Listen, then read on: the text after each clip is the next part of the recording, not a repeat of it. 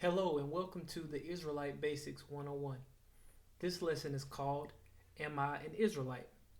Now, by the end of this lesson, you will discover who were the Israelites of the Bible, what color was their skin, and how do I know if I'm an Israelite? This topic alone is very in depth, but in order to ensure that you grasp this very important concept, I'll be breaking this down in bites for your edification. Now, before we begin, just know that I'll be reading from the African Heritage Study Bible, which is a King James Bible that highlights the historical, cultural, and geographical proof that the people of the Bible were indeed dark skinned and full of melanin, and not lacking melanin or the Caucasian races as we were brought up to believe. So that's the only difference with the Bible that I'll be reading from, okay? Also, I'll be reading from the Apocrypha or the hidden books that the early Christians saw necessary to remove due to the information and direct prophecies that uncover the true manner of the people of the Bible and also fills the gap between the Old and New Testaments. And it also gives more clarification of who the Jews of the Bible were. Now, I'm gonna let you know right now, this is not the NIV or any other version Bible. It's the closest to the 1611 King James version. Okay, so no words have been added to or taken out of this book. Now, with further ado, let's get into this lesson. Am I an Israelite? All right. So, if someone was to ask you, or if I was to ask you, who is a Jew between the two men in this slide here, who would you pick? Now, if you picked A, you definitely need to listen to this lesson because the Bible actually describes the Jews differently. Okay, so first let's see if we can identify what the Jews really look like. Also, just for a note, that when I say the word Jew, I'm referring to all the tribes of Israel and not just Judah alone, even though the term Jew actually means from the tribe of Judah. All right, so let's move forward. Exhibit A. This is Jeremiah 14:2, which states, Judah mourneth, and the gates thereof languish. Well, what this means is Judah is in mourning. Judah is sad because of the oppression that he is under. And the gates thereof languish means the gates is synonymous with leadership. So we're lacking leadership to lead us back into the commandments and lead us back into the way that Yah intended on the Israelites to live. Here we go. They are black onto the ground. Now that's very key because right here is given a clear description of what the Jews look like. All right, so let's get a precept for this verse, and we'll go over precepts, what precepts mean in another lesson. But for now, just follow me, okay? Let's see here. Genesis chapter 2, verse 7. And the Lord God, or Yah, formed man out of the dust of the ground and breathed into his nostrils the breath of life, and man became a living soul. Now, with the exception of Georgia red clay, when you dig into the ground, what color is the soil? It's different shades of brown, right? So as you can see here in the picture, it's clear. It's different shades of brown. You got your light brown and all the way to your darkest brown. So without spending too much time on the obvious, Jeremiah 14:2 is giving you a description of the true color of the Jews. But hold on, you don't see it yet. Okay, that's fine. I understand you don't see it. So let's go to Exhibit B, which is Songs of Solomon 1 verse 5. It says, I am black. Hold on. Solomon said, I am black, but comely, O ye daughters of Jerusalem. Now, let's the first thing is he said I'm black. But what does this word comely mean? Let's look it up. So here's the definition of comely: pleasing in appearance, pretty, or attractive. So we're going to go back one. Solomon is saying, look, ladies of Jerusalem, O daughters of Jerusalem, I'm black and handsome. Come to the tents and come see your king is basically what he's saying. And how many times have you heard, black so-called black women say, "I'm black and beautiful"? But this is exactly where it comes from, right out of the Bible. So you see, even our slogans and our sayings are not our own. I mean, these things have been around for thousands of years. And if you still don't see it, let's keep moving. All right, let's go to the New Testament. Let's see what's going on in the New Testament. Matthew, chapter 1, verse 1 and verse 6. The book of the generation of Jesus Christ, the son of David, the son of Abraham. So right now we're getting ready to find out who is in Jesus's ancestry. Verse 6. And Jesse begat David the king, and the king and David the king begat Solomon of her that had been the wife of Uriah. So here we go. Now, of course, if you keep reading Matthew 1, it goes through the whole lineage of Jesus. But as you can see, the first verse already gives you who his ancestors are. His ancestors were Abraham, David, Jesse, and Solomon, who Solomon already said he was black and beautiful. So there's a clue right there that Jesus or Yeshua had to have been a man of color. But we're going to continue to prove that, because I know that this is kind of like circumstantial, right? If you don't know how to read the Bible the true way, then, all this could just be hearsay for the most part. So let's keep continuing to dig in this, all right? We're going to go to Revelation. This is, first we're going to read Revelations 1, verses 1 through 3. The revelation of Jesus Christ, which Yah gave unto him, to show unto his servants things which must shortly come to pass, and he sent and signified it by his angel unto his servant John. So here we go. This is saying that Yah or God gave John a vision of what Jesus the Christ would look like, or what Jesus the Christ would do or say. And according to verse 2, which says, who bear record of the word of Yah and the testimony of Jesus Christ and of all things that he saw. So John is bearing witness. He's bearing record to all the things that the Creator is getting ready to show them. Verse 3 says, blessed is he that readeth, and they that hear the words of this prophecy, which means blessed is everyone that has understanding of what's about to be brought out, and keep those things which are written therein, which is talking about the law, statutes, and commandments all through the Bible. For the time is at hand. So we don't have that much time left for you to be able to receive the words that are coming out of my mouth. All right, so we're gonna see what John saw. John's gonna tell us the revelation that he received about Jesus the Christ. So Revelations 1, verse 14, it says, his head and his hairs were white like wool. Right? His head and his hairs were white like wool, as white as snow, and his eyes were a flame of fire.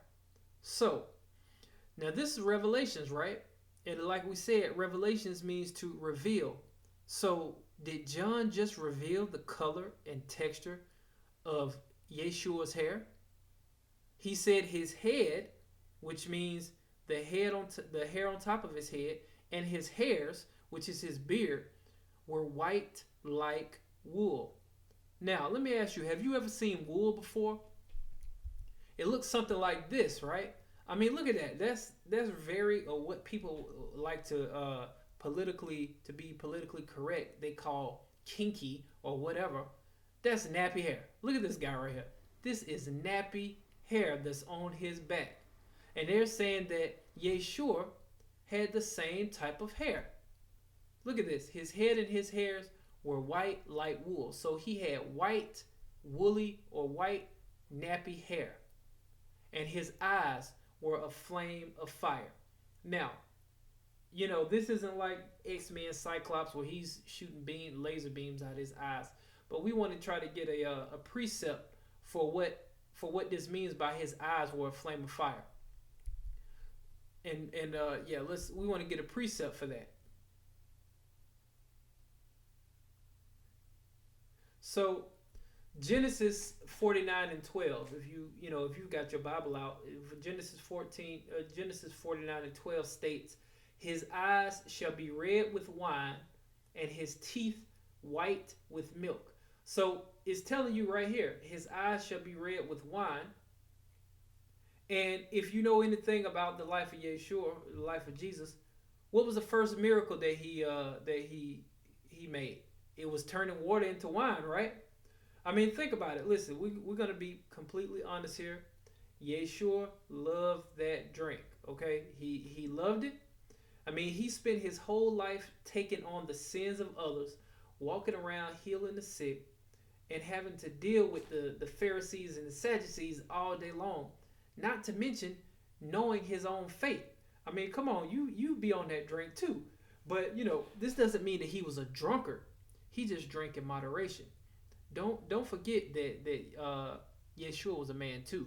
He got the work of the Most High done, and he was free of sin. So with all jokes aside, let's put things back into context. All right. So anyway, we know he had white nappy hair, and he loved to drink wine. Well, what people on this planet have nappy hair? So-called black people, right? Okay, everybody agrees? Cool, moving on. Verse 15, "And his feet like unto fine brass, as if they burned in a furnace, and his voice sound as the sound of many waters." Now, I'm going to ask you a really simple question. What color is brass? I mean, literally, seriously, what color is brass? It's brown, right? It's a derivative of brown. And if you burn anything in a furnace, it's going to come out dark, super dark. So, according to Revelations 1 and 15, Yeshua was a dark-skinned brother with white nappy hair and a loud voice. Now, are we clear on this? Because Jesus never looked like this. He never looked like this. He don't have dark skin. He's got long stringy hair and it's not even white. Yeshua had white woolly hair. So this is, I don't even know who this is, but actually I do know who this is, but that's for another lesson.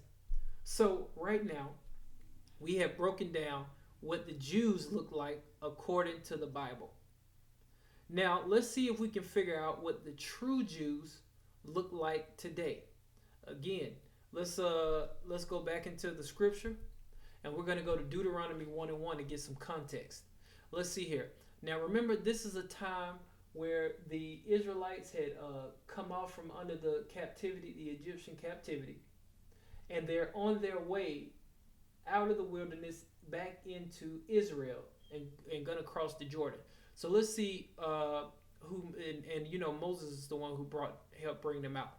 Let's see what Moses is talking about. Deuteronomy 1 and 1.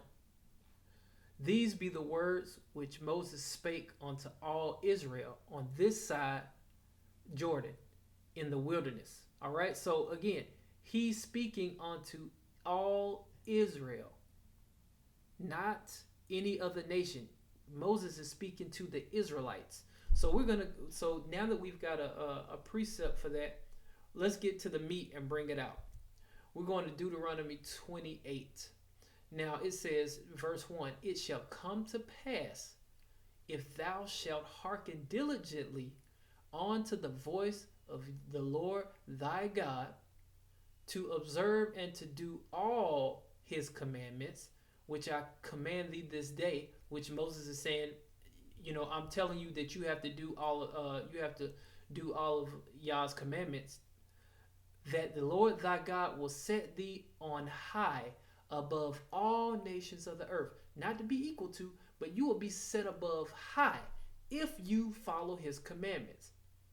Verse 2, "And all these blessings shall come on thee and overtake thee. You will be overtaken with and overwhelmed with blessings if thou shalt hearken unto the voice of the Lord thy God. So if you do what Yah tells you to do and follow his commandments, guess what? He is going to bless you beyond measure. However, verse 15, but it shall come to pass, if thou wilt not hearken unto the voice of the Lord thy God, to observe to do all his commandments as his statutes, as which I command thee this day, that all these curses shall come upon thee and overtake thee. That's saying a lot. But let's keep going into this. So it says right here, if we as Israelites, being from the tribe of Judah and from the northern kingdom, if we do not follow what Yah says, if we do not listen to his commandments, these curses are going to come on us. And verse 46 says, to segue right off of that, and they, which is talking about the curses, and so it should read, and the curses shall be upon thee, which is thee is Israel, for a sign and for a wonder, and upon thy seed forever. So this is saying that these, you will know Israel by the signs, which are the curses that will be upon Israel's seed forever. Okay? I hope you understand that. Now, what's a sign? A sign is something that gives you direction, tells you where to go, how to move, or when to move. Right? You see these, you know that this is a Chase Bank, or you're close to a Chase Bank because it's got a big old sign. The same with Bank of America. So we're gonna dial back a bit and go back to verse 16. Cursed shall thou be in the city, and cursed shall thou be in the field.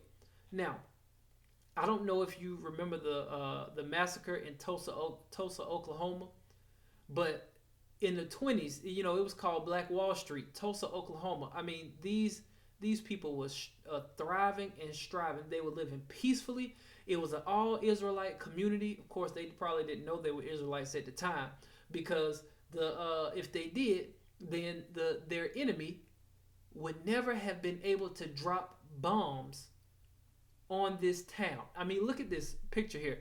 600 businesses, 21 churches. Of course, you don't need 21 churches. That's confusion. But they had restaurants, grocery stores, movie theaters, private airplanes, a hospital, bank, post office, schools, libraries, law offices. They even had their own bus system. These Israelite brothers and sisters were getting the job done. But because they did not come back to the law, statutes, and commandments, their enemies came in there, dropped bombs on them, went door to door, killing them, stealing their pianos and their fine art and tapestries and clothing all out of their homes. I mean, it was crazy. It was a massacre. So this is an example of what it means to be cursed in the city, right? Now, again, cursed shalt thou be in the city, and cursed shalt thou be in the field.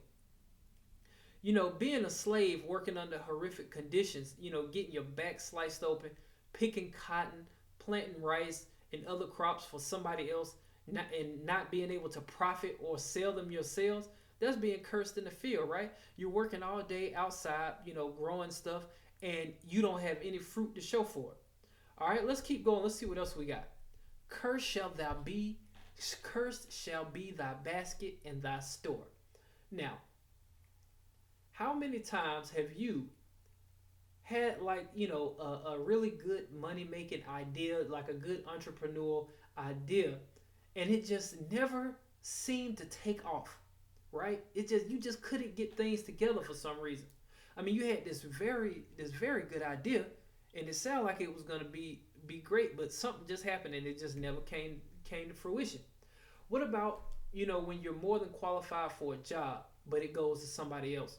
And then you're forced to take a dead-end job instead of being able to exercise your talents. That's having your basket cursed, because you can never attain the amount of money that you deserve for your services. Now, did this not, has this not happened to our people? Doesn't it sound familiar? Let's get some more meat and potatoes. Deuteronomy 28:32. Thy sons and thy daughters shall be given unto another people, and thine eyes shall look and fail with longing for them all day long, and there shall be no might in thine hand. Take a look at this picture here. You see that this slave woman has just been sold. Her child is in the hands of one of the auctioneers, and she just been sold off to this bandit over here, taking her away. And this went on day and night and night and day. And our men, our strong Hebrew men, had no strength. We didn't have any financial strength to buy all of our people back, and we definitely didn't have any military strength to forcefully bring all our people back. Why? Because Yah had set his anger against us for not following his commandments, which is, again, this is another sign of what happened to the people that are the descendants of the Israelites, who are the Israelites. So did this not happen to the so-called African Americans and Hispanics and Native Americans in this country? I guarantee you it did. But let's see. Let's keep going. And let's check this out. This is actually verse 37. And thou shalt become an astonishment, a proverb, and a byword among all the nations, whither the Lord shall lead thee. Now, we've been called Negroes, niggers, spics, wetbacks, Indians, Native Americans, colored, red men, brownies, coons, Afro-Americans, blacks, Hispanics, African Americans, and many, many other names, right? And that's called a byword. That means somebody is calling you outside of what your name is, which is an Israelite. A proverb, is a saying that's used to identify characteristics. So, for example, a lot of people say, well, black people are lazy. You've heard this before, right? Lazy, right? The funny thing about that is, black people have been called lazy ever since we stopped working for free in the cotton fields. But, you get my point. You get my point. Let's keep moving. Verse 48.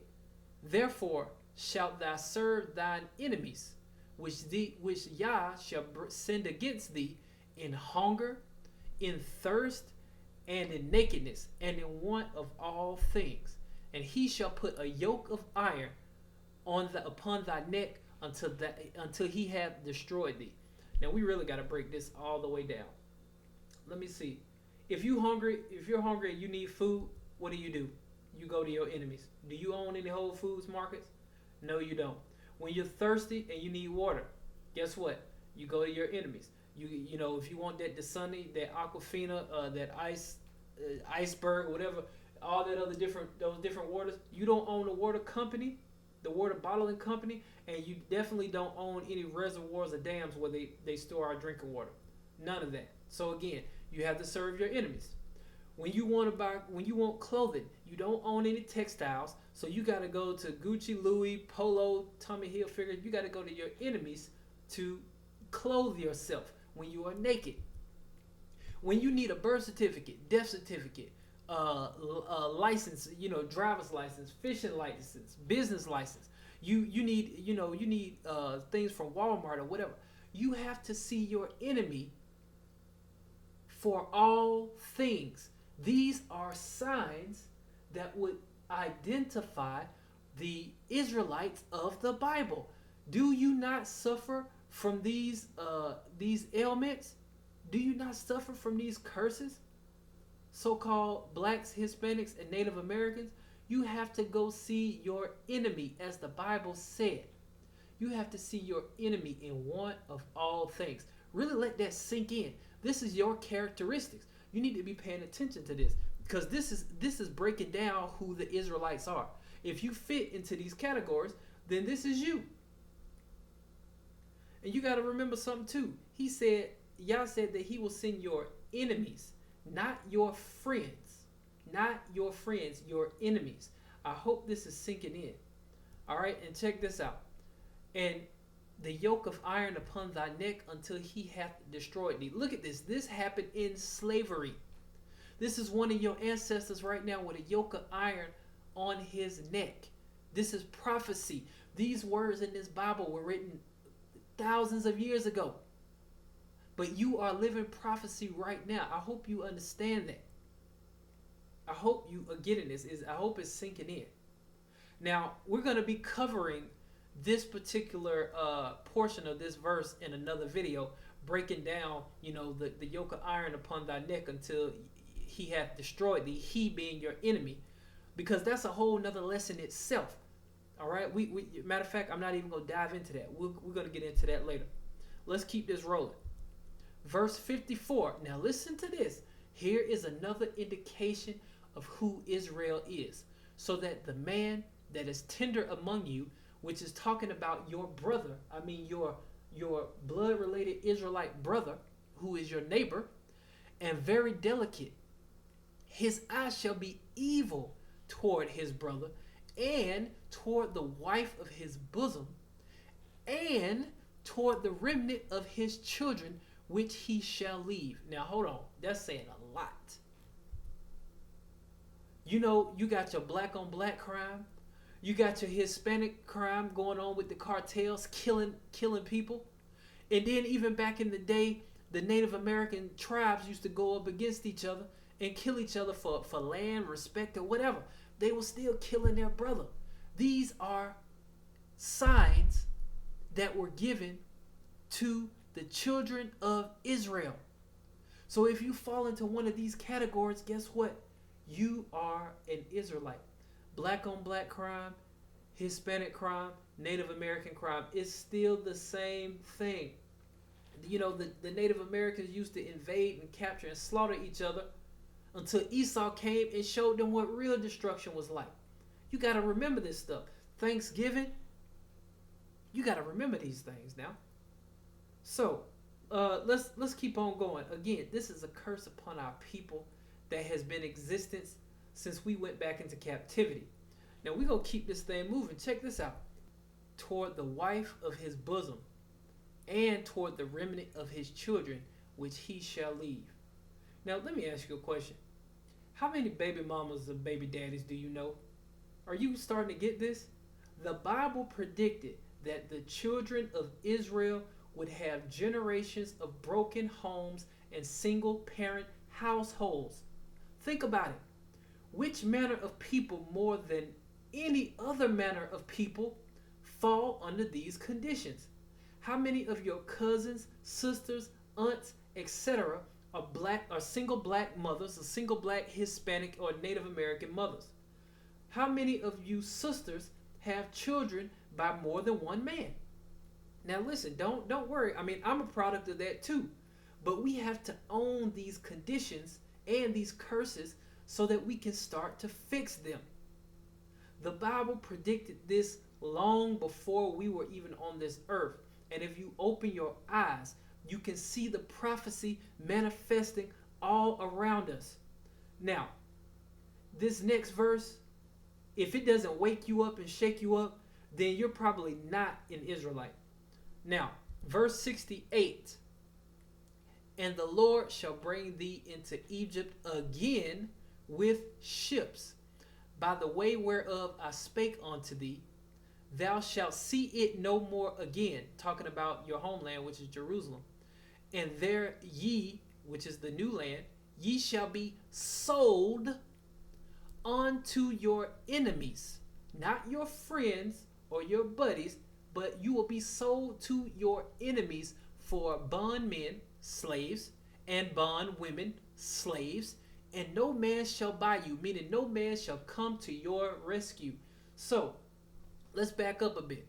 According to Exodus 20:2, it says, I am the Lord thy God, which have brought thee out of the land of Egypt, out of the house of bondage. So we know the word Egypt, which is actually Greek in origin, means bondage or slavery. So again, and the Lord shall bring thee into slavery again with ships. When did that happen?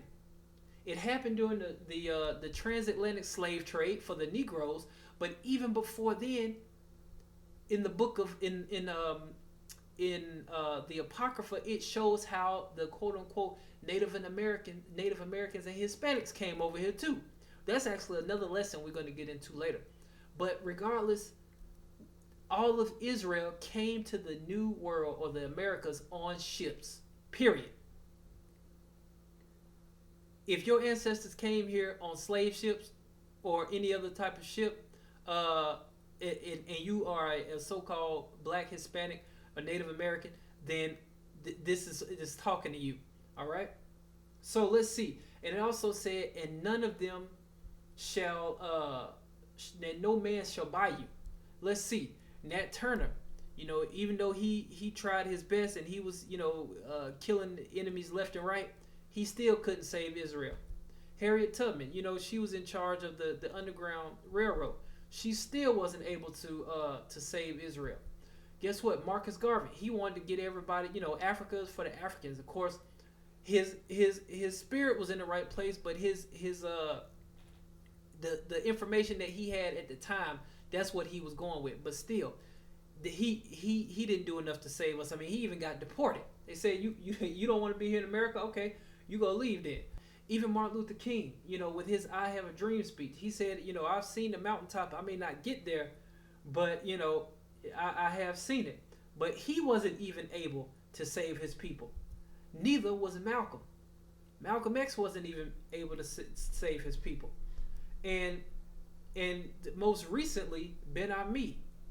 Now, although Ben Ami made a way for some Israelites to return to Israel, and they have been there for over 40 years, our people are still dealing with oppression and racism and are still not even recognized by the quote-unquote Israelis or even by most of the Israelites here in America.